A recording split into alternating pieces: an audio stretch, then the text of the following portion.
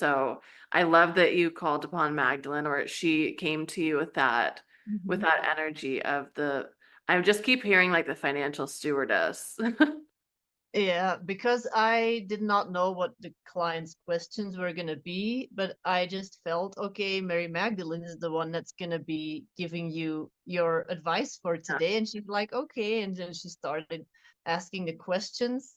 And afterwards, it was just really interesting to see how unexpected it was that Mary Magdalene came through. So there's so many different facets to these feminine ascended masters that we don't even know, I feel. And to continue where you left off about her father, what I, well, believe is that Joseph of Arimathea was her father, who is also, he was one of the richest men back Yeah. then in the area, and he was very well known by the government at the time.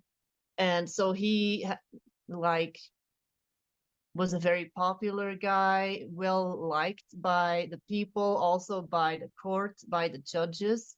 And so he had a lot of influence there, but he was also an Essene priest, and he would travel a lot to Britain back and forth because he was one of the biggest tin merchants of his time worldwide.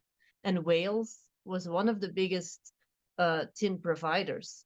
So Mm. that's how he would take Jesus with him to Great Britain to study with the Druids. And that's how all those connections were kind of made. And she was his daughter.